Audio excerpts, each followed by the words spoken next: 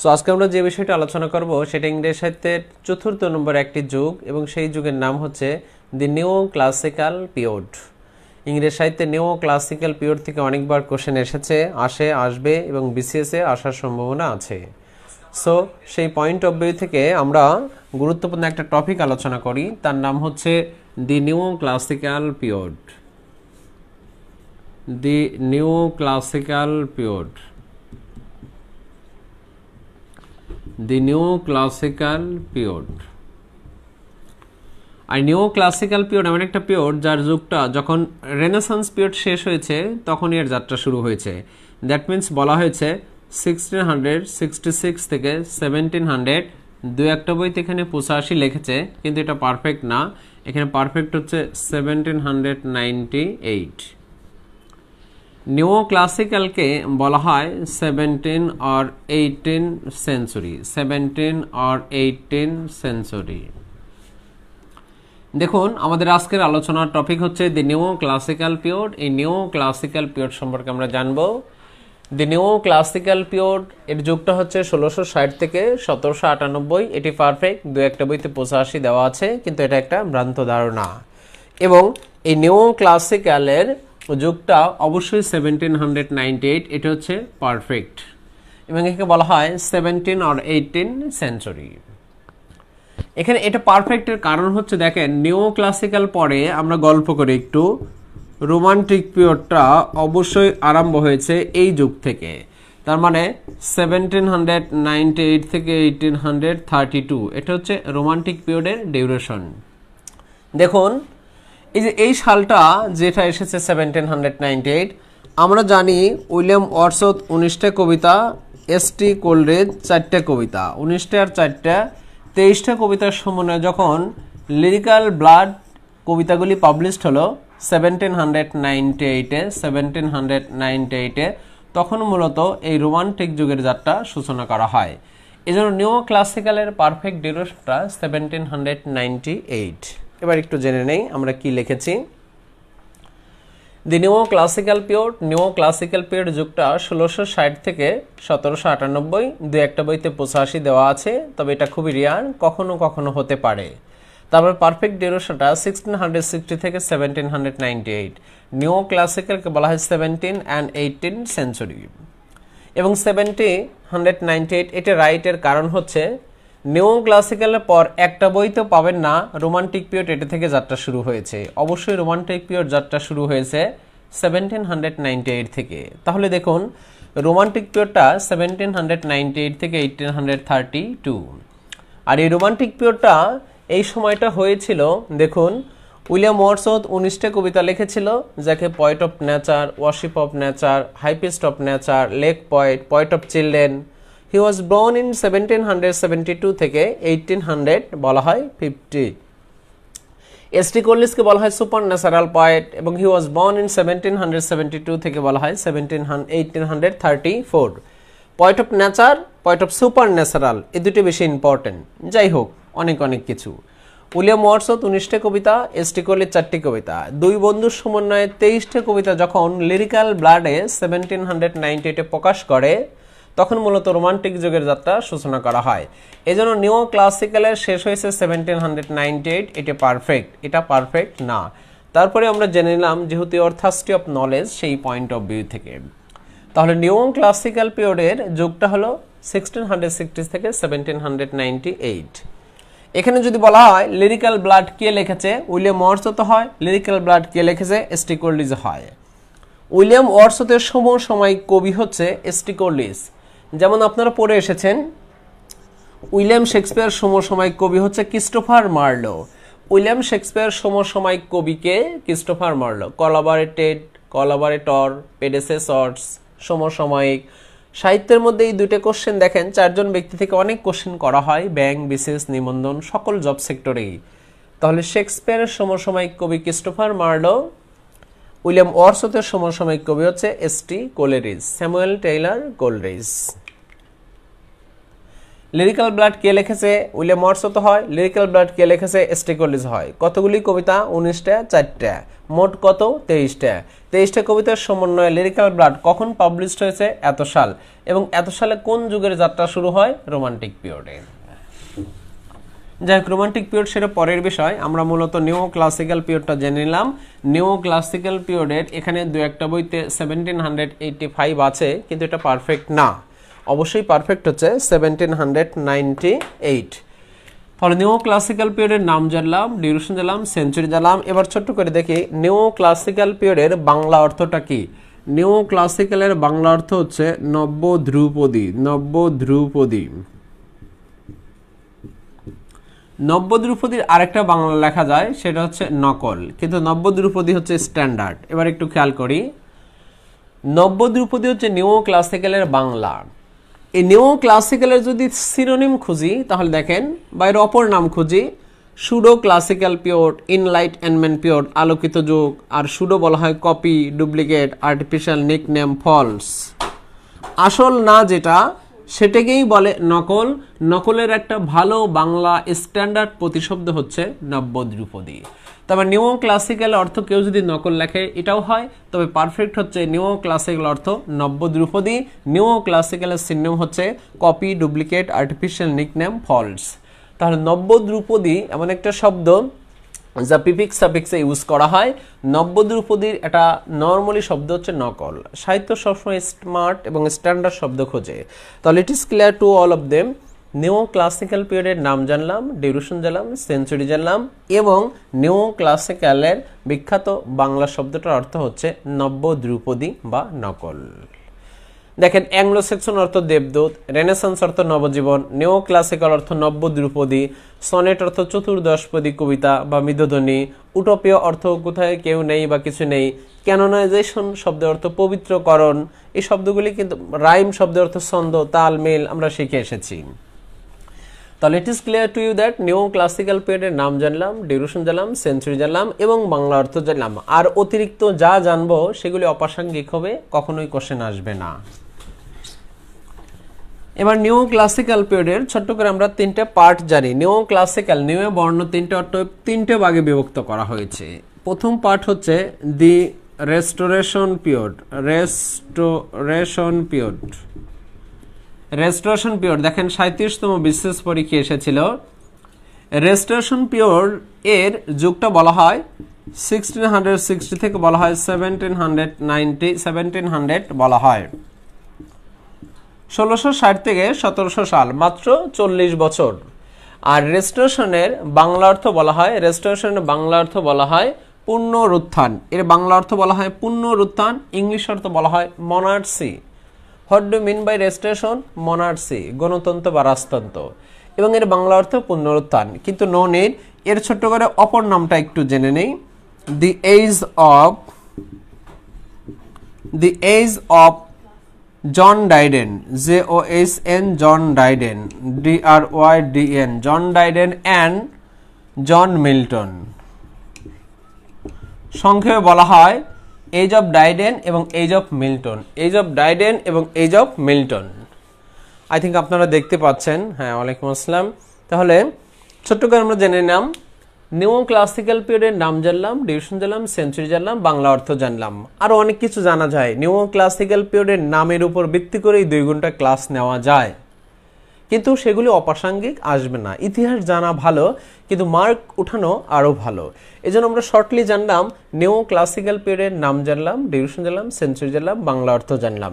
2-1টা বইতে 85 পরিবর্তে 98 হয় এবং এটাই রাইট। তার ছোট্ট করে একটা কারণ বললাম। নিও ক্লাসিক্যালকে 3টে ভাগে ভাগ করা হয়। এর মধ্যে একটা পার্ট হচ্ছে দি রেস্টোরেশন পিরিয়ড। রেস্টোরেশন পিরিয়ডের যুগটা 1660 থেকে 1700 সাল, মাত্র 40 বছর। এই রেস্টোরেশনের অপর নাম age of Dryden, age of Milton. তার মানে মিল্টন বা ডাইডেন কি নিও ক্লাসিক্যাল পিরিয়ডের কবি? হ্যাঁ। নিও ক্লাসিক্যালের কোন যুগের? রেস্টোরেশন। তাহলে মিল্টন কোন যুগের কবি? নিও ক্লাসিক্যাল। নিও ক্লাসিক্যালের শাখা প্রশাখা কোন যুগের? রেস্টোরেশন। তবে মিল্টন অনেক যুগের কবিও হয়, তবে রেস্টোরেশন এবং নিও ক্লাসিক্যাল হচ্ছে পারফেক্ট। তাহলে প্রথম যুগটা হচ্ছে রেস্টোরেশন। দেখেন, এই যে 1700 সাল, এটা 37তম বিশেষ পরীক্ষা আসছে। রেস্টোরেশন পিরিয়ডের ডিউরেশনটা কত সাল থেকে কত সাল? তাহলে প্রথম হচ্ছে দি রেস্টোরেশন পিরিয়ড 1660 থেকে 1700 সাল।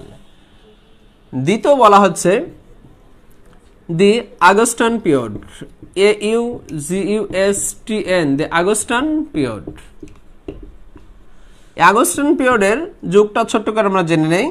1700 সাল থেকে বলা হয় 1745 সাল, তার মানে মাত্র 45 বছর।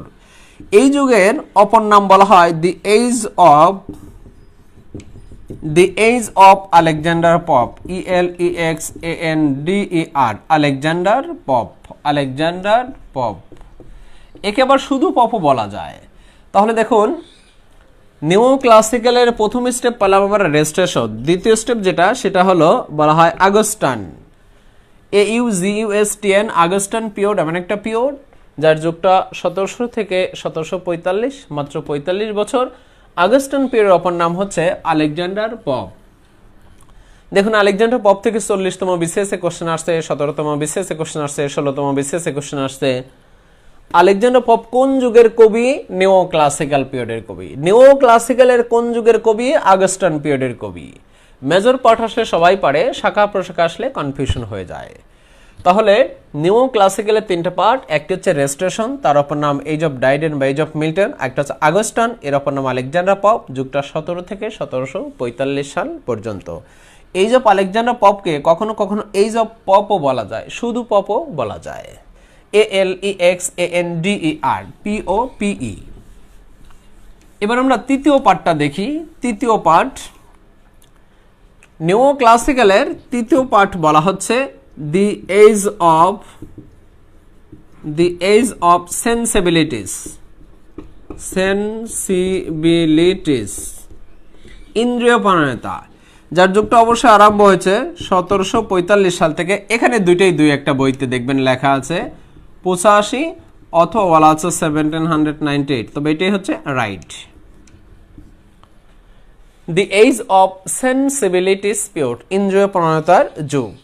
এবার ছোট্ট করে আমরা নিও ক্লাসিক্যালের থেকে একটু ঘুরে আসি। দেখেন, নিও ক্লাসিক্যালের প্রথমে জানলাম এর নাম, ডিউরেশন, সেঞ্চুরি, বাংলা অর্থ, দ্যাটস এনাফ। দ্বিতীয় স্টেপে জানলাম নিও ক্লাসিক্যাল তিনটে পার্ট, রেস্টোরেশন, আগস্টান, সেন্সিবিলিটিস, এই তিনটে হচ্ছে মেজর নাম। রেস্টোরেশন অপর নাম ডাইডেন বা মিল্টন, আগস্টান পিরিয়ড অপর নাম আলেকজান্ডার পপ, আর সেন্সিবিলিটিস এর অনেক অপর নাম আছে। The age of transition, the age of বলা হয় স্যামুয়েল জনসন, অথবা the age of pre romantic, no need. আমরা এখানে একটু খেয়াল করি। নিও ক্লাসিক্যালের প্রথমে জানলাম নিও ক্লাসিক্যালের নাম, দ্বিতীয় এর যুগ, তৃতীয় এর সেঞ্চুরি, চতুর্থ নিও ক্লাসিক্যাল অর্থ নব্য ধ্রুপদী বা নকল, একটা স্টেপ। দ্বিতীয় স্টেপে জানলাম নিও ক্লাসিক্যাল পিরিয়ডের শাখা প্রশাখা। রেস্টোরেশন পিরিয়ড, যার যুগটা 1660 থেকে 1700 সাল পর্যন্ত, রেস্টোরেশন অপর নাম age of Dryden, age of Milton. Augustan পেপের অপর নাম আলেকজান্ডার পপ, যুগটা 1700 সাল থেকে 1745 সাল পর্যন্ত। সেন্সিবিলিটিস পিরিয়ডের যুগটা 1745 থেকে, দুইটাই হয়, তবে পারফেক্ট হচ্ছে 1798। তার মানে রেস্টোরেশনের অপর নাম age of Milton, age of Dryden, যুগটা হয় 1660 থেকে 1700 সাল। আগস্টান পেপের অপর নাম আলেকজান্ডার পপ, আলেকজান্ডার পপের যুগ অবশ্যই বলা হয় 1700 সাল থেকে 1745 সাল। সেন্সিবিলিটিস পিরিয়ড যুগটা, এর অপর নাম আছে দরকার নেই, সেন্সিবিলিটিস ইম্পর্টেন্ট, বলা হয় 1745 সাল থেকে, দুইটাই হয় 1798, এটা পারফেক্ট।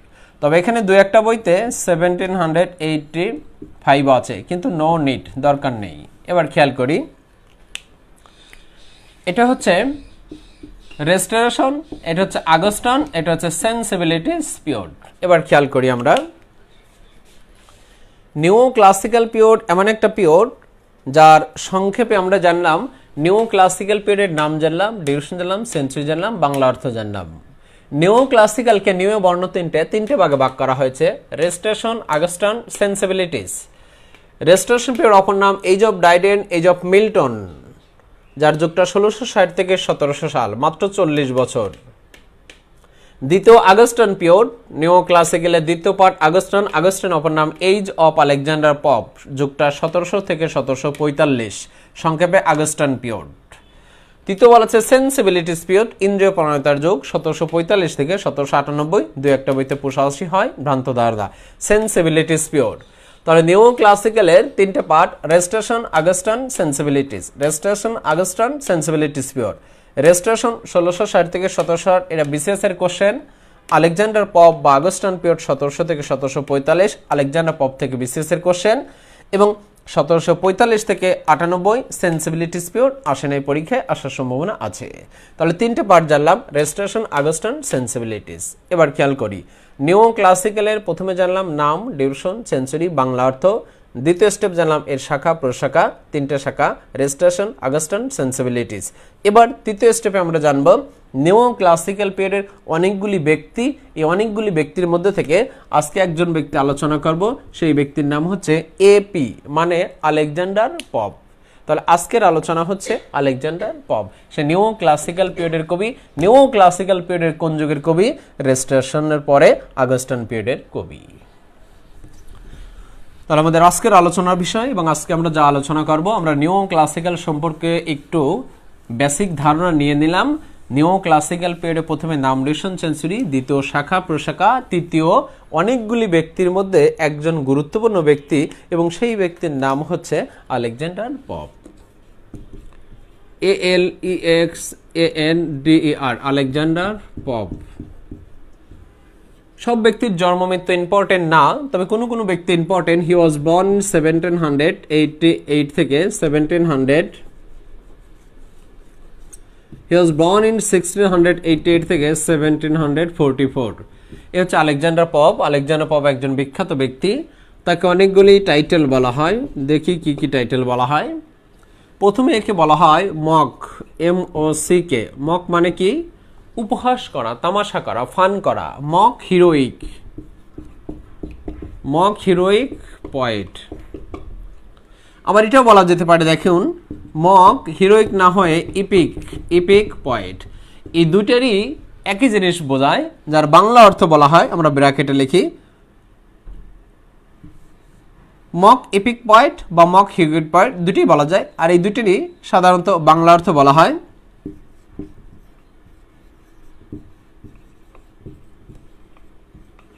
উপহাসমূলক বীরত্বের কবি। উপহাসমূলক, উপহাস করেছিল, বীরত্বের কবি। That's enough.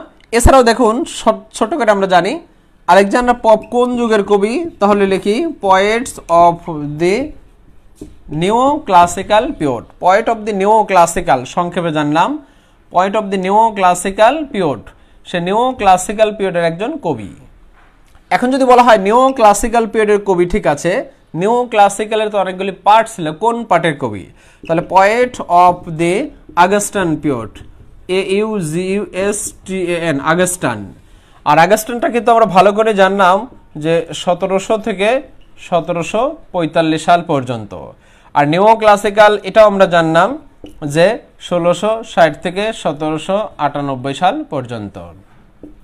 খেয়াল করি, এই চারটে পাঁচটা টাইটেল বলা হয় আলেকজান্ডার পপকে।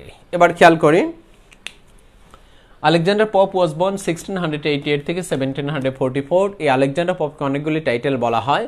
Mock epic poet, mock heroic poet, উপহাসমূলক বীরত্বের কবি। কেন একটু পরে জানবো। এছাড়াও তাকে আরো দুইটা টাইটেল বলা হয়, সে নিও ক্লাসিক্যাল পিরিয়ডের কবি। নিও ক্লাসিক্যাল মানে 1660 থেকে 1798।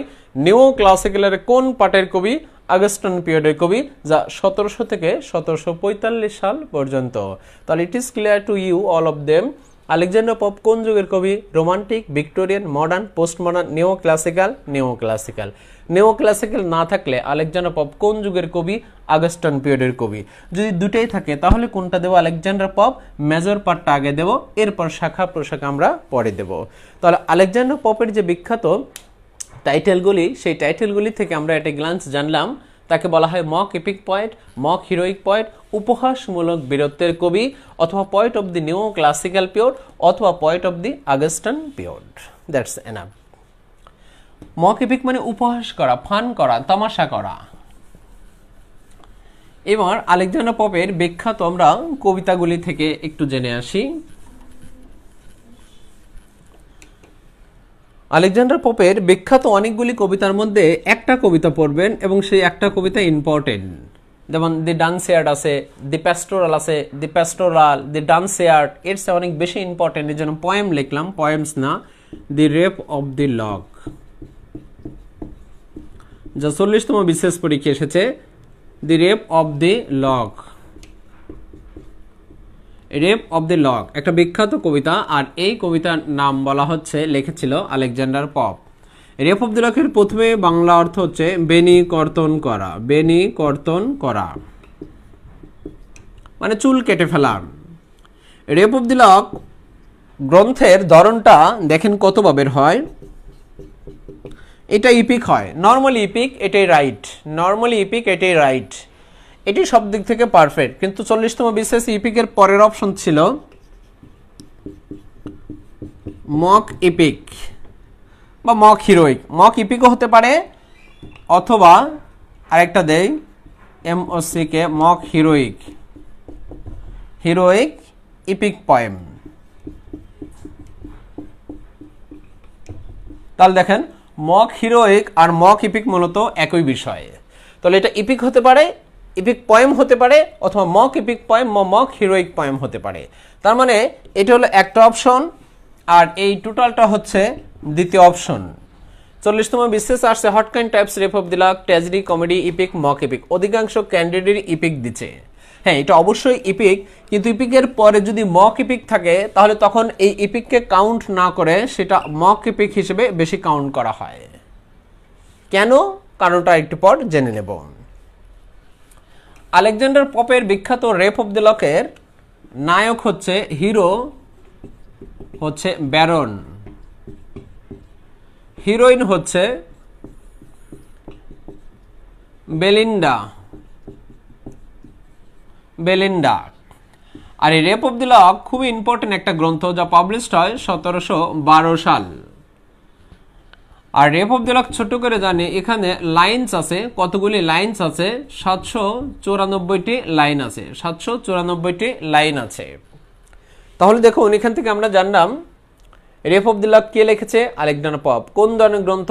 ইপিক বা মক ইপিক বা মক হিরোইক পয়েট। এবং রেপ অফ দি লকের বাংলা অর্থ বেনিকর্ত করা, এবং এটা পাবলিশড হয় 1712 সাল। নায়ক হচ্ছে ব্যারন, নায়িকা বেলিন্ডা, এবং এটা লাইন আছে 794টি, 794টি। এবং রেপ অফ দি লকের মূল থিমটা হচ্ছে to vindicate the way of God to man, এমন একটা পথ সমর্থন করো যেটা সমগ্র মানুষ ঈশ্বরের জন্য প্রার্থনা করে। এই কথাটা আমরা পেয়েছিলাম প্যারাডাইস লস্টে, to justify the way of God to man. আর একই রকম রেপ অফ দি লকেও একটা শব্দের কারণে ভিন্ন টপিক হয়ে গেছে। টু জাস্টিফাই, এখানে John Milton, to vindicate the way of God to man, এমন একটা পথ সমর্থন করো যা গড এরিয়েলের মাধ্যমে ব্যারন বেলিন্ডার চুল কেটে দিতে ঈশ্বর প্রেতাত্মা হয়ে তাকে সাহায্য করে। এরিয়েল মানে হচ্ছে একটা ব্যাড ক্যারেক্টার্স, যেটা বেলিন্ডার সাথে সবসময় থাকতো। এই পয়েন্ট অফ ভিউ থেকে এইখানে কোশ্চেনগুলি আসে। তাহলে রেপ অফ দি লক গল্পটা এমন বলা হয়েছে, নায়িকার দীর্ঘ মোহনীয় চুলের দুটো বেনি থাকে, পৃথিবীর সকল সৌন্দর্য লুকিয়ে থাকে, এবং কোনো একটা অনুষ্ঠানে যখন বেলিন্ডা যায় এবং যাওয়ার পরে তার খোলা চুল দেখে সাধারণ মানুষ তার প্রেমে পড়ে যায়, এবং সাধারণ মানুষগুলিকে তখন ব্যারন কিছু বলতে পারে না। তখন ব্যারন থিঙ্কিং করে কিভাবে এই বেলিন্ডার চুলগুলি কেটে দেওয়া যায়। এরপর সেই অনুষ্ঠানে কোনো এক রাতে এই বেলিন্ডার চুলগুলি যখন কেটে দেয় তখন বেলিন্ডার সৌন্দর্য নষ্ট হয়ে যায়। তখন বেলিন্ডাকে আর ভালোবাসার মতো বা পছন্দ করার মতো কেউ নেই। তখন ব্যারন বেলিন্ডার কাছে এসে বলে যে এখন আর তোমাকে ভালোবাসার মতো কেউ নেই আমি ছাড়া। এই আমিটাই হচ্ছে উপহাস করেছিল, তামাশা করেছিল, মক করেছিল, ফান করেছিল, যেটা আমরা বাংলায় বলি EARKY, ইয়ার কি করেছিল। এই পয়েন্ট অফ ভিউ থেকে rape of the lock epic তো অবশ্যই, কিন্তু ইপিকের পাশাপাশি মক ইপিককে বেশি গুরুত্ব দেওয়া হয়, যা 40 BCS এসেছিল। অধিকাংশ ক্যান্ডিডেটরা এটা না দিয়ে এটা দিয়েছিল। হ্যাঁ, দুটোই রাইট, তবে পারফেক্ট হচ্ছে মক ইপিক। যদি থাকতো what kind types, rape of the lock, tragedy, comedy, epic, novel, তখন নিঃসন্দেহে আমরা ইপিক দিতাম। দুটোই রাইট, তবে পারফেক্ট হচ্ছে মক ইপিক বা মক হিরোইক। দেখুন আমরা জানি renaissance is a dash word, Italian word বা ফ্রেঞ্চ ওয়ার্ড। ইটালিয়ান ওয়ার্ডটাই পারফেক্ট, এটা না থাকলে এটে দেবো। আমরা জানি শেক্সপিয়ার প্লে বা ড্রামা লেখছিল 37টা, মতান্তরে 38টা। 37টা রাইট, এটা না থাকলে এটে দেবো। আমরা জানি ইউনিভার্সিটি 6 জন বা 7 জন, 6 জনের রাইট, এটা না থাকলে এটে দেবো। দুটোই থাকলে এটে দেবো। তাহলে রেপ অফ দি লগ ইপিকও হয়, মক ইপিকও হয়। মক ইপিক সর্বদিক থেকে রাইট, এটা না থাকলে আমরা এটে দেবো। দুটোই থাকলে আমরা মক ইপিক দেব। তাহলে এখান থেকে গুরুত্বপূর্ণ ইনফরমেশনগুলি আমরা একটু পেয়ে যাই এবং সেটা অ্যাট এ গ্লান্স এরকম। রেপ অফ দি লক কে লিখেছে? Alexander Pope. Rape of the lock কখন পাবলিশড হয়? 1712 সাল। রেপ অফ দি লকের বাংলা অর্থ কি? বেনি কর্তন করা। রেপ অফ দি লক কোন ধরনের গ্রন্থ? ইপিক অথবা মক ইপিক বা mock heroic epic poem. Rape of the লকের নায়ককে ব্যারন, নায়িকাকে বেলিন্ডা। রেপ অফ দি লকের মূল সাবজেক্ট হচ্ছে to vindicate the way of God to man, এমন একটা পথ সমর্থন করো যেটা ব্যারন বেলিন্ডার জন্য অনেক বেশি চুল কাটতে বা কৃতজ্ঞতা প্রকাশ করতে সুবিধা হয়। রেপ অফ দি লকের লাইন হচ্ছে 794টি। এ হচ্ছে ইম্পর্টেন্ট ইনফরমেশন, আমরা একটি গ্লান্স জেনে নিলাম।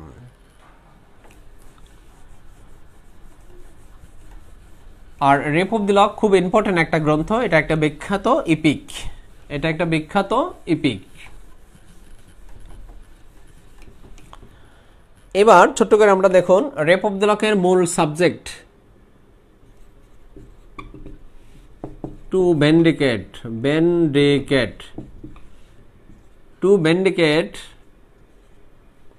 The way of God to man. Rearrange the sentence, এটা আমরা কোথায় পেলাম? Rape of the lock.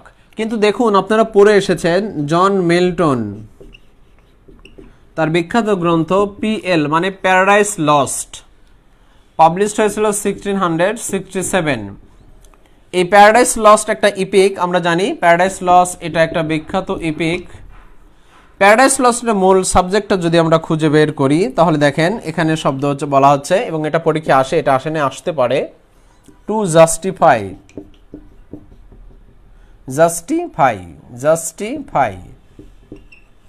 The way of God to man. পুরো সেন্টেন্সটা এক, শুধুমাত্র পার্থক্য হচ্ছে জাস্টিফাই আর ভেন্ডিকেট। এটা হচ্ছে এপি মানে আলেকজান্ডার পপ। কোত্থেকে? দি রেপ অফ দি লক। একটু খেয়াল করি, রেপ অফ দি লক কে লিখেছে? Alexander Pope. কোন ধরনের গ্রন্থ? Normally epic. Rape of the লকের মূল সাবজেক্টটা কি? টু ভেন্ডিকেট মানে সমর্থন করা। বার্বের পাশে টু হলে সেটা তে হয়, যেমন টু গো যাইতে, টু প্লে খেলতে, টু রাইট রেখতে। তাহলে to vindicate the way of God to man, এমন একটা পথ সমর্থন করো যেটা ব্যারন বেলিন্ডার চুলকে ঈশ্বর তাকে সাহায্য করে। তাহলে এখানে ভেন্ডিকেট। জন মিল্টন পড়ে এসেছেন আপনারা, পিএল সংক্ষেপে প্যারাডাইস লস্ট, পাবলিশ 1667 এবং এটা একটা এপিক।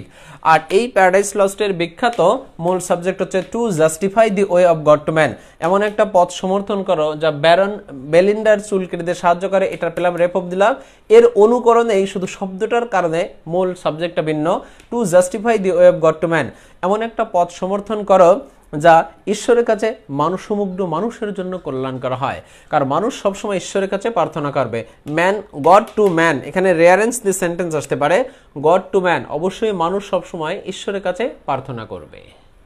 এজন্য বিখ্যাত ব্যক্তি উইলিয়াম ব্লেক, যাকে আপনারা বলেন poet and painter, romantic period একজন বিখ্যাত ব্যক্তি, সে বলেছিল all prays in their distress, দুর্দশায় পড়লে মানুষ প্রার্থনা করে, অথচ আমাদের সবসময় প্রার্থনা করা উচিত। এই যে রমজান মাসে বেশি বেশি প্রার্থনা করবেন। হ্যাঁ, একটা হাদিসে এরকম বলা হয়েছে যে কোনো ব্যক্তি রোজা রেখে যদি একবার সুবহানাল্লাহ বলে, আসমান জমিনের যত ফাঁকা জায়গা আছে সব জায়গায় নেকিতে পরিপূর্ণ হয়ে যায়। তাছাড়া পবিত্র কোরআনের প্রথম শব্দ কিন্তু ইকরা, এবং বলা হয়েছে পড়ো তোমার প্রভুর নামে যিনি তোমাকে সৃষ্টি করেছেন। And হযরত মুহাম্মদ সাল্লাল্লাহু আলাইহি ওয়াসাল্লাম told we have been asked to the grave from the cradle, দোলনা থেকে কবর পর্যন্ত জ্ঞান অর্জন করো। এই জন্য রমজান মাস বেশি বেশি নেক আমল করবেন, it will be better for you. হ্যাঁ, to justify the way of God to man, এমন একটা পথ সমর্থন করো যেটা সমগ্র মানুষের জন্য ঈশ্বরের কাছে কল্যাণ করা হয়। আপনার যে পরিস্থিতি আছে না কেন, একমাত্র সৃষ্টিকর্তাই আপনার জন্য যথেষ্ট। আর রোজা রেখে দোয়া করলে সাধারণত সেটা কবুল হয়। হ্যাঁ, মানুষ কখন দোয়া কবুল হয় সেটা একমাত্র আল্লাহ তাআলাই ভালো জানে, এজন্য বেশি বেশি দোয়া করবেন।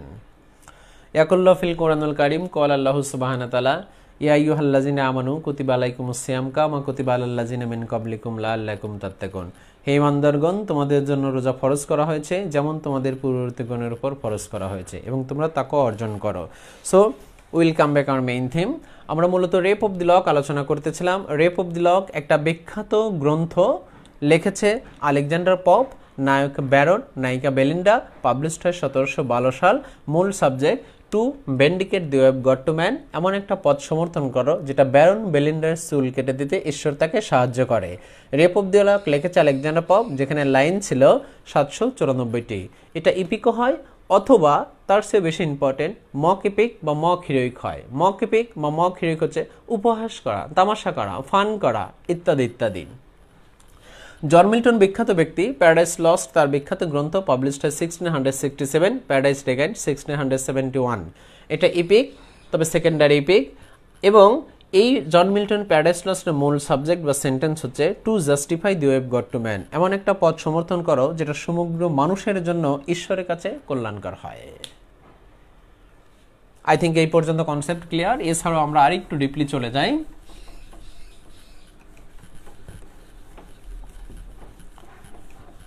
And another thing is that, আমরা ছোট্ট করে একটু জেনে নিই। দেখুন, আপনারাও জানেন যে আলেকজান্ডার পপ একজন বিখ্যাত ব্যক্তি, তার বিখ্যাত একটা গ্রন্থ the rape of the lock. Rape of the, একটু বুঝে নিন, rape of the lock.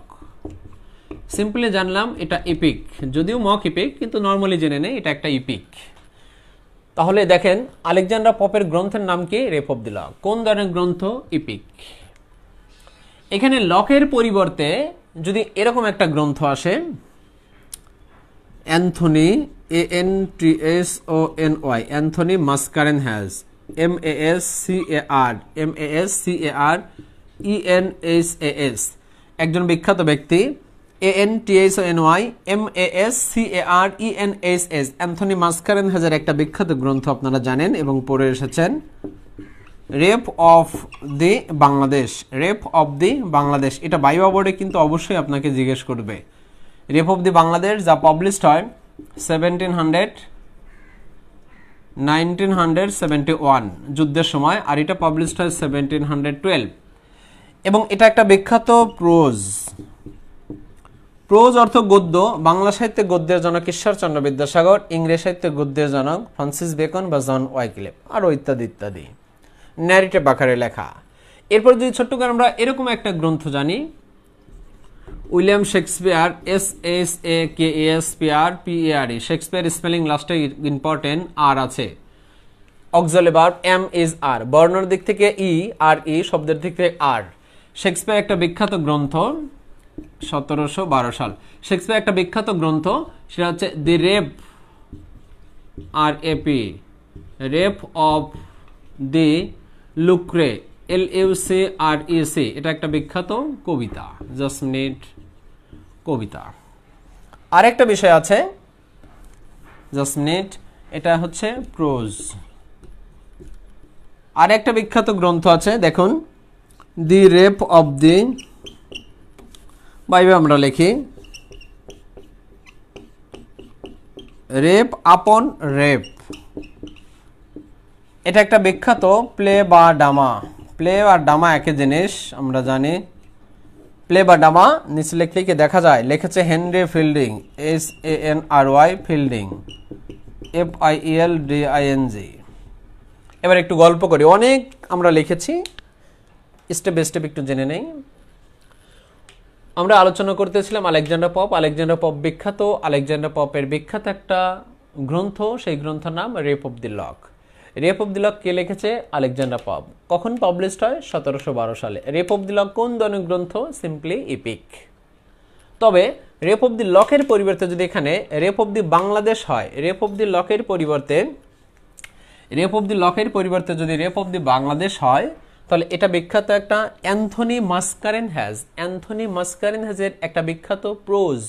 Pros মানে গদ্য, যা বাংলা ঈশ্বরচন্দ্র বিদ্যাসাগর, ইংরেজি ফ্রান্সিস বেকন বা জন ওয়াইক্লিফ, যা পাবলিশড হয় 1971। 1971 সালে যুদ্ধের পয়েন্ট অফ ভিউ থেকে যা কিছু বলা হয়েছিল, লেখা হয়েছিল, তাকে কেন্দ্র করে এটা লেখা হয়েছে।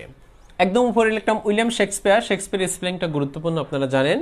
তার বিখ্যাত এক গ্রন্থ the rape of the লুকরে, LUCREC, লুকরে, এটা একটা বিখ্যাত কবিতা। আর কবিতার জনক আমরা জানি জেওফি সসার, তাকে অনেক কিছু বলা যায়, তার মধ্যে একটা কবিতার জনক। লাস্ট লিখলাম রেপ আপন রেপ, এটা একটা বিখ্যাত প্লে বা ড্রামা। আর প্লে বা ড্রামার জনক উইলিয়াম শেক্সপিয়ার, আধুনিক প্লে বা ড্রামার জনক জর্জ বার্নার্ড শ। এই রেপ আপন রেপ লিখেছে হেনরি ফিল্ডিং, যাকে বলা হয় নোবেলের জনক, উপন্যাসের জনক। বাংলায় উপন্যাস বঙ্কিমচন্দ্র চট্টোপাধ্যায়, ইংলিশে উপন্যাসের জনক হেনরি ফিল্ডিং। তাহলে দেখুন এখানে আমরা এট এ গ্লান্স এটা জেনে নিলাম, rape of the lock Alexander Pope, rape of the Bangladesh Anthony Mascarenhas, rape upon rape Henry Fielding, rape of the Lucrece William Shakespeare. Rape দিয়ে আমরা 4টে গ্রন্থ পেলাম। পরীক্ষায় বিশেষের জন্য একটা আসে rape of the lock Alexander Pope, বিখ্যাত ইপিক বা মক ইপিক, নায়ক ব্যারন, নায়িকা বেলিন্ডা, পাবলিশ 1712 সাল। মূল subject to vindicate the way of God to man, line আছে 794টি এবং বাংলা অর্থ বেনি কর্তন করা। ভাইভা বোর্ডের জন্য ইম্পর্টেন্ট, রেপ অফ দি লকের পরেই কোশ্চেনটা জিজ্ঞেস করতে পারে রেপ অফ দি বাংলাদেশ কার লেখা? অ্যান্থনি মাসকারেনহাস, পাকিস্তানি একজন রাইটারের লেখা। এটা একটা বিখ্যাত প্রোজ যা 1971 সালে যা হয়েছিল, তার পয়েন্ট অফ ভিউ থেকে এই গ্রন্থটা লেখা হয়েছিল। এবং ছোট্ট করে যদি আমরা এট এ গ্লান্স একটা বই দেখি তাহলে দেখুন এই বইটার নাম হচ্ছে সেই বই যা রেপ অফ দি বাংলাদেশ। আপনারা আই থিঙ্ক দেখতে পাচ্ছেন rape of the Bangladesh Anthony মাসকারেনহাসের একটা বিখ্যাত গ্রন্থ। ভাইভা বোর্ড থেকে দু একটা সময় এখান থেকে কোশ্চেন ধরতে পারে। আর ইংরেজি সাহিত্যে যারা আছেন তাদের জন্য এই বইটা রেপ অফ দি লক, যা 40তম বিসিএস এসেছে এবং আরও 2-3 বার বিসিএস পরীক্ষা এসেছে, 16তম 17তম ইত্যাদি ইত্যাদি। আর বুক মানে বই, এর সাথে SHY লাগালি বুকসি মানে বই পাগল ব্যক্তি, হ্যাঁ, যে বই পড়তে ভালোবাসে। এবং জনাথন সুইফট বিখ্যাত ব্যক্তি, তার বিখ্যাত একটা গ্রন্থ গ্যালিবার টেবলস, এটা একটা নভেল, পাবলিশড হয় 1726 সাল। এই জনাথন সুইফট বলেছিল যে বই বেশি পড়ে সে সবসময় বিনয়ী হয়, অথবা বলেছিল যে বই পড়তে ভালোবাসে তার শত্রু কমে যায়। দ্যাটস পয়েন্ট অফ ভিউ থেকে you have to read, so read the book and learn the all. বই পড়ো এবং বিশ্ব পরিচালনা করো, because every book is the source of knowledge. প্রত্যেকটি বই হয় জ্ঞানের উৎস। এবং আমরা জানি সৈয়দ মোস্তফা আলী বলেছিল জ্ঞান অর্জন করা দুটো ওয়ে, একটা হলো বই পড়ে, একটা হলো ভ্রমণ করে, হ্যাঁ, লাইক দ্যাট। তাহলে আমরা রেপ অফ দি লক থেকে এতটুকু জানলাম, দ্যাটস এনাফ। হ্যাঁ, এবার আমরা অন্য আলোচনায় চলে যাই, আলেকজান্ডার পপের অন্য কিছু। তাহলে দেখুন আলেকজান্ডার পপের বিখ্যাত কয়েকটা টাইটেল জানলাম, আলেকজান্ডার পপের বিখ্যাত একটা কবিতা জানলাম, সেই কবিতার নাম হচ্ছে রেপ অফ দি লক। আর এই রেপ অফ দি লক খুঁজতে গিয়ে আমরা রেপ অফ দি লক সম্পর্কে জানলাম, আর রেপ অফ দি লকের সিমিলার কবিতাগুলি এট এ গ্লান্স জেনে নিলাম। এছাড়াও আলেকজান্ডার পপের বিখ্যাত একটা এসে আছে, আর এসের জনক আমরা জানি সংক্ষেপে ফ্রান্সিস বেকন, যদিও তাকে আরও অনেক কিছু বলা হয়। আমরা মূলত আলোচনা করছি আলেকজান্ডার পপ। আলেকজান্ডার পপের বিখ্যাত একটা এসে, সেই এসের নাম হচ্ছে ESSAY, এসে অন ক্রিটিসিজম, CRITICISM। তাহলে দেখুন এসের জনককে ফ্রান্সিস বেকন, অথবা ক্রিটিসিজমের জনক হচ্ছে জন ডাইডেন, যা রেস্টোরেশন পিরিয়ডের কবি। জন ডাইডেন, DROYDEN। খেয়াল করি একটু দেখুন, আলেকজান্ডার পপের একটা কবিতা পড়ব, সেই কবিতার নাম হচ্ছে rape of the lock. Rape of the lock সম্পর্কে জানলাম, কিছুটা কম্পেয়ার করলাম, এবং আলেকজান্ডার পপ কোন যুগের কবি তার কিছুটা টাইটেল জানলাম, এনাফ।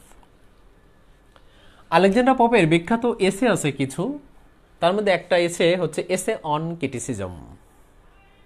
এসে on criticism, essay on man, moral essay দরকার নেই, শুধু একটা পড়বেন এসে অন ক্রিটিসিজম। তবে দেখেন এসের জনক হচ্ছে ফ্রান্সিস বেকন, একে আরো অনেক কিছু বলা যেতে পারে, আমি বলেছি। হি ওয়াজ বর্ন ইন 1561 থেকে 1626। আরেকজন ব্যক্তি হচ্ছে জন ডাইডেন। জন ডাইডেনকে বলা হয় ফাদার অফ ইংলিশ ক্রিটিসিজম, অথবা অন্য কিছু নিও ক্লাসিক্যাল পিরিয়ডের কবি, রেস্টোরেশন পিরিয়ডের কবি, অথবা first laureate poet, court poet of England, ইত্যাদি ইত্যাদি। তাহলে সিম্পলি জানলাম এসের জনক কাকে বলবো আমরা, who is the father of English essay or essayist, বা first essay or essayist Francis Bacon, অথবা who is the father of English ক্রিটিসিজমের জনককে জন ডাইডেন। আর অন্ত আমরা জানি প্রিপোজিশনের ক্ষেত্রে ব্যবহার করা হয়, যেমন দি বুক অন দি টেবিল, স্পর্শকাতরে আচ্ছা, তবে যারা ইংরেজি সাহিত্যের স্টুডেন্ট তারাও মিস্টেক করবে। এসে ইন ক্রিটিসিজম যদি গ্রন্থটা হয় তবে এটা কোন ধরনের গ্রন্থ এবং এটা বিখ্যাত কি লেখা হয়েছে। এসে ইন ক্রিটিসিজম হলো বিখ্যাত একটা গ্রন্থ, Matthew Arnold, MATHEW, Matthew Arnold, ARNOLD, Matthew Arnold. Matthew Arnold একজন বিখ্যাত ব্যক্তি। ম্যাথু আর্নল্ড ছোট্ট করে জানলাম কোন যুগের কবি, বিপি, ভিক্টোরিয়ান পিরিয়ডের কবি। ভিক্টোরিয়ান পিরিয়ড মানে 1832 থেকে 1901 সাল। তাহলে দেখুন, এসে অন ক্রিটিসিজম কার লেখা? আলেকজান্ডার পপের লেখা। এটা একটা এসে। এসে ইন ক্রিটিসিজম, ইন ক্রিটিসিজম এটা ম্যাথু আর্নল্ডের বিখ্যাত একটা গ্রন্থ এবং এটা ম্যাথু আর্নল্ড মানে ভিক্টোরিয়ান পিরিয়ডের কবি, আর ভিক্টোরিয়ান পিরিয়ড মানে 1832 থেকে 1901 সাল। আর ভিক্টোরিয়ান পিরিয়ডকে এটাও বলা যেতে পারে 19th সেঞ্চুরি, এবং এটাও 36তম বিসিএস পরীক্ষায় এসেছিল। Victorian 90, modern 20, post modern 21st century. এবার একটু খেয়াল করি আমরা, এসে অন ক্রিটিসিজম কার লেখা? আলেকজান্ডার পপের লেখা। এসে অন ক্রিটিসিজম কোন ধরনের গ্রন্থ? হোয়াট কাইন্ড টাইপস এসে on criticism? Tragedy, comedy, drama, এসে, এসে, প্রবন্ধ। প্রবন্ধের জনক হচ্ছে ফ্রান্সিস বেকন, তাকে আরো অন্য কিছু বলা যায়। ফ্রান্সিস বেকনকে এত টাইটেল বলা যায় ইংরেজি সাহিত্যের মধ্যে, George Bernard Shaw, William Shakespeare সহ মিলে অন্য অন্য ব্যক্তিগুলিকেও এত টাইটেল বলা যায় না, ফ্রান্সিস বেকনকে এত টাইটেল বলা যায় ইংরেজি সাহিত্যের মধ্যে। তাহলে এসের জনক ফ্রান্সিস বেকন, ক্রিটিসিজমের জনক জন ডাইডেন, তাকে অন্য কিছু বলা যায়, তবে এই দুটো ইম্পর্টেন্ট অনেক বেশি। এসের জনক ফ্রান্সিস বেকন, ক্রিটিসিজমের সমালোচকের জনক জন ডাইডেন। এসে ইন ক্রিটিসিজম ম্যাথু আর্নল্ডের একটা বিখ্যাত গ্রন্থ। ম্যাথু আর্নল্ড মানে ভিক্টোরিয়ান পিরিয়ড। ভিক্টোরিয়ান পিরিয়ডের নাম 1832 থেকে 1901 সাল, যুগ তার নাম কুইন ভিক্টোরিয়ার নাম অনুসারে হয়েছে। ভিক্টোরিয়ান পিরিয়ড 19th সেঞ্চুরি, এটা বিসিএসে লাস্ট বিসিএসে এসেছে। তাহলে দুটি কোশ্চেন, এসে অন ক্রিটিসিজম কার লেখা? Alexander Pope. এসে ইন ক্রিটিসিজম কার লেখা? Matthew Arnold. এবং এসের জনককে ফ্রান্সিস বেকন, ক্রিটিসিজমের জনককে জন ডাইডেন। এবং আলেকজান্ডার পপ কোন যুগের কবি বলা হয়? নিও ক্লাসিক্যাল পিরিয়ডের কবি। ম্যাথু আর্নল্ড কোন যুগের কবি? Victorian period. ভিক্টোরিয়ান পিরিয়ড মানে 1832 থেকে 1901 সাল। এবার আলেকজান্ডার পপের আমরা বিখ্যাত দু একটা কোটেশন আসি এবং আপনাদের কোনো কোশ্চেন থাকলে নিঃসন্দেহে সেই কোশ্চেনগুলি অ্যান্সার দিই। আমরা জানি, দেখুন, অক্সফোর্ড ডিকশনারিতে সবচেয়ে বেশি কোটেশন যে ব্যক্তির আছে সেই ব্যক্তির নাম হচ্ছে উইলিয়াম শেক্সপিয়ার। আর উইলিয়াম শেক্সপিয়ারের পরে যদি অক্সফোর্ড ডিকশনারিতে সর্বাধিক কোনো ব্যক্তির কোটেশন থাকে তাহলে সেই ব্যক্তির নাম হচ্ছে আলেকজান্ডার পপ। এবং তার বিখ্যাত কিছু কোটেশন যা আমরা অনেকেই জানি, কিন্তু কে বলেছে খুব কমই জানি, কোত্থেকে বলেছে আরও কম জানি। কোটেশন সবসময় দুটো পয়েন্ট অফ ভিউতে হয়, কে বলেছে, কোত্থেকে বলেছে। যেমন দেখুন, A little learning is a, আমরা অনেকেই জানি, is a dangerous thing। অল্প বিদ্যা ভয়ঙ্করী, কে বলেছে, জানি না, কোত্থেকে বলেছে, আরও জানি না।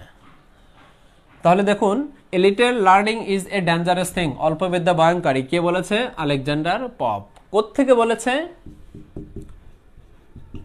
এসে অন ক্রিটিসিজম, CRITICISM, এসে অন ক্রিটিসিজম, এই জায়গা থেকে বলেছে এই বিখ্যাত কোটেশনটা। তাহলে কোটেশন দুটো পয়েন্ট অফ ভিউ থেকে আসে। All that glitter is not gold, কে বলেছে, উইলিয়াম শেক্সপিয়ার। কোত্থেকে বলেছে, মার্চেন্ট অফ ভেনিস।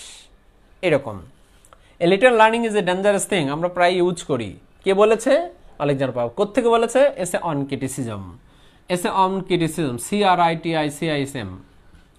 আর এটা খুঁজ থেকে আমরা অন্য কিছু জেনে নিলাম। এরপর দেখেন বিখ্যাত আরেকটা গ্রন্থ কোটেশন, আর মানে ভুল করা। To err is human, to err is human, to forgive is divine, to forgive is divine.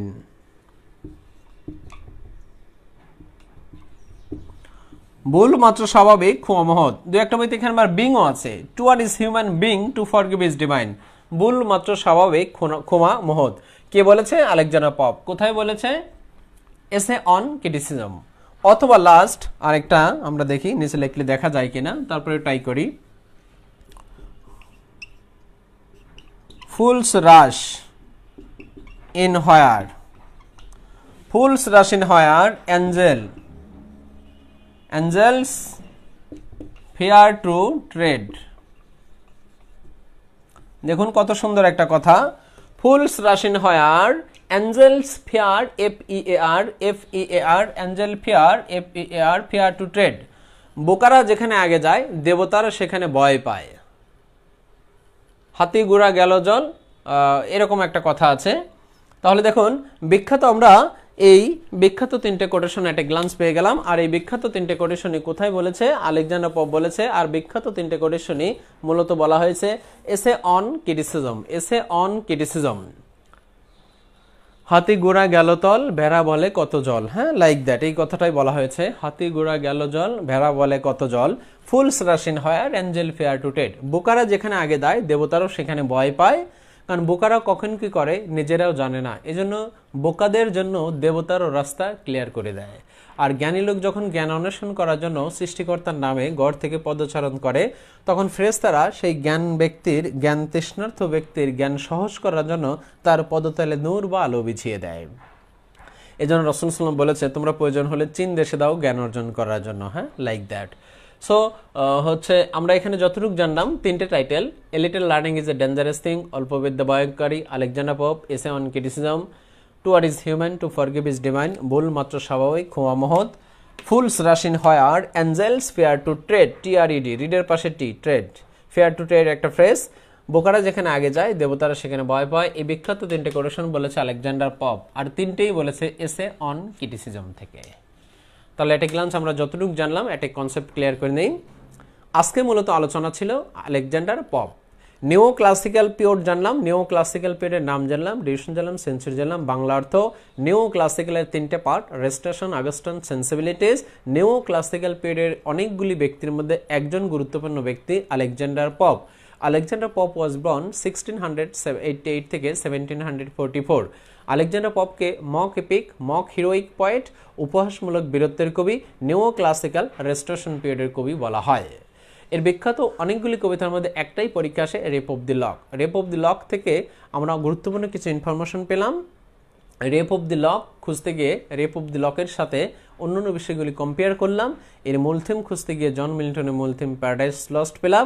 তার বিখ্যাত এসে অন ক্রিটিসিজম খুঁজতে গিয়ে এসে ইন পেলাম, এবং তার লাস্ট বিখ্যাত তিনটে কোটেশন জানলাম। এই তিনটে কোটেশন বলেছে আলেকজান্ডার পপ, আর এই তিনটে কোটেশনে পেলাম এসে অন ক্রিটিসিজম থেকে। তাহলে আলেকজান্ডার পপ থেকে আমরা এট এ গ্লান্স এই কোটেশনগুলি আরেকবার জেনে নেই। A little learning is a dangerous thing, অল্প বিদ্যা ভয়ঙ্করী, to err is human, to forgive is divine, ভুল মাত্র স্বাভাবিক, ক্ষমা মহৎ। এছাড়াও এক্সট্রা দুইটা একটা কোশ্চেন আসতে পারে, যদি সিম্পলি আলাদাভাবে বলা হয় আলেকজান্ডার পপ কোন যুগের কবি, তাহলে বলবো নিও ক্লাসিক্যাল পিরিয়ডের কবি, নিও ক্লাসিক্যাল পিরিয়ডের কবি। সেকেন্ডলি নিও ক্লাসিক্যালের কোন যুগের কবি, AUGUST আগস্টান পিরিয়ডের কবি। থার্ডলি এই কোশ্চেনটা কখনো কখনো আসতে পারে যে poet of the 18th century, poet of দি কত 18th সেঞ্চুরি, কারণ নিও ক্লাসিক্যাল মানে দুটোই হয় 17, 18, তবে 18কে বেশি প্রাধান্য দেওয়া হয়েছে। এরপরেও ছোট্ট করে আরেকটা কোশ্চেন আসতে পারে, এই চারটে একটু অতিরিক্ত, তবে প্রথম দুটোই ইম্পর্টেন্ট। দেখুন হোমার একজন বিখ্যাত ব্যক্তি, আমরা জানি তার বিখ্যাত ইপিক, আর সেই ইপিক হচ্ছে জেনে নেই ইলিয়াড, অথবা আরেকটা হচ্ছে ওডিসি। এই ইলিয়াড ওডিসি কে লিখেছে? হোমার। এটা কোন ধরনের গ্রন্থ? ইপিক। আলেকজান্ডার পপ হোমারের বিখ্যাত দুটি এপিক ইলিয়াড এবং ওডিসিকে ইংলিশে ট্রান্সলেট করেছিল, ইংলিশ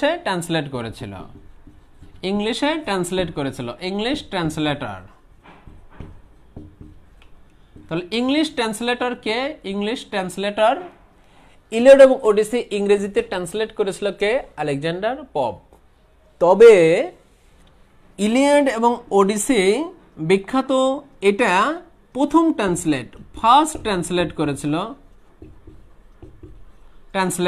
ফার্স্ট ট্রান্সলেটর প্রথম ব্যক্তি করেছিল, সেই ব্যক্তির নাম হচ্ছে জর্জ, জর্জ চ্যাপম্যান, চ্যাপম্যান। এবার একটু খেয়াল করি আমরা, দেখুন এগুলি এক্সট্রা তবে খুব ইম্পর্টেন্ট, জেনে নেই। নিও ক্লাসিক্যাল পিরিয়ডের কবি আলেকজান্ডার পপ, নিও ক্লাসিক্যালে আগস্টান পিরিয়ডের কবি, এ দুটি ইম্পর্টেন্ট। এছাড়াও poet of this 18th century, 18 শতাব্দীর কবি হচ্ছে আলেকজান্ডার পপ। ইলিয়াড ওডিসি লিখেছে হোমার, এটা ইপিক, এটা আমরা জানি। এই ইলিয়াড ওডিসি সেকেন্ডলি ইংলিশে ট্রান্সলেট করেছিল আলেকজান্ডার পপ। তবে ইলিয়াড ওডিসি বিখ্যাত ইপিক প্রথম ট্রান্সলেট করেছিল George Chapman, CHAPMN। Iliad Odyssey কে ট্রান্সলেট করেছিল? Who was the first translator in English of Iliad Odyssey who composed Homer? Homer হচ্ছে Greek writer. Iliad Odyssey translate করেছিল George Chapman first, secondly Iliad Odyssey translate করেছিল Alexander Pope. তাহলে দেখুন আমরা একজন ব্যক্তি জানলাম, সেই ব্যক্তির নাম হচ্ছে আলেকজান্ডার পপ। মিল্টন কোন যুগের? যদিও যে কোশ্চেনটা করেছে সে বুদ্ধিমান যথেষ্ট। John Milton, MILTON, John Milton was born 1608 থেকে 1688, বা দুই একটা বইতে এখানে 74 আছে, হ্যাঁ 74 আছে, তবে 74 না থেকে 78 হচ্ছে পারফেক্ট। জন মিল্টন মূলত হচ্ছে নিও ক্লাসিক্যাল পিরিয়ডের কবি। নিও ক্লাসিক্যাল, NEO, নিও ক্লাসিক্যাল। নিও ক্লাসিক্যালের কোন যুগের? রেস্টোরেশন পিরিয়ডের কবি। এছাড়াও জন মিল্টন রেনেসান্স পিরিয়ডের কবি হয়। রেনেসান্সের কোন যুগের? পিউরিটান। তাহলে দেখেন জন মিল্টন রেনেসান্স হয়, পিউরিটান হয়, নিও ক্লাসিক্যাল হয়, রেস্টোরেশন হয়। তার মানে জন মিল্টন কি 4টে যুগেরই কবি? হ্যাঁ অবশ্যই 4টে যুগেরই কবি। তবে জন মিল্টন পারফেক্ট হচ্ছে নিও ক্লাসিক্যালের রেস্টোরেশন পিরিয়ডের কবি। নিও ক্লাসিক্যাল পারফেক্ট, এই দুটি তেমন পারফেক্ট না। কখনো কখনো বলা হয়েছে দুই একটা বইতে। জন মিল্টন নিও ক্লাসিক্যাল পিরিয়ডের কবি, এটাই পারফেক্ট। নিও ক্লাসিক্যাল না থাকলে রেস্টোরেশন পিরিয়ড দেবেন। দুই একটা বইতে রেনেসান্সের 7টা part, preparation for Renaissance, Elizabethan, Jacobean, Caroline, Commonwealth, Shakespeare, Puritan. এখান থেকে 4টে part main, EGCC, Elizabethan, Jacobean, Caroline, Commonwealth. দুই একটা বইতে লিখেছে জন মিল্টন রেনেসান্স পিরিয়ডের কবি, রেনেসান্সের এই পিউরিটান লাস্টের পার্টের কবি। আর লাস্টের পার্টে ভূমিকা নাই বলে কোনো কোনো বইতে লাস্টের পার্টকে পরবর্তীতে যুগে নিও ক্লাসিক্যালে পাঠিয়ে দিয়েছে। এজন্য পিউরিটান বলা যায় খুবই রেয়ার, রেনেসান্স বলা যায় খুবই রেয়ার, পারফেক্ট নিও ক্লাসিক্যাল। নিও ক্লাসিক্যালে কোন যুগের? রেস্টোরেশন। তাহলে যদি কোশ্চেন আসে জন মিল্টন কোন যুগের কবি, অবশ্যই নিও ক্লাসিক্যাল। নিও ক্লাসিক্যাল অথবা রেস্টোরেশন, রেস্টোরেশন অথবা নিও ক্লাসিক্যাল, দুটি আছে। মেজর পার্ট আগে দেব, শাখা প্রশাখা পরে দেব। দুটের একটাও নেই তখন রেনেসান্স দেব। রেনেসান্স না থাকলে কখনো কখনো পিউরিটান বলা যেতে পারে। এবং তার রেফারেন্স দেখবেন দুর্মুর বইয়ের 88 নম্বর পেজ দিয়ে দিবেন। সো এই বলে শেষ করছি। আসসালামু আলাইকুম, আল্লাহ হাফেজ।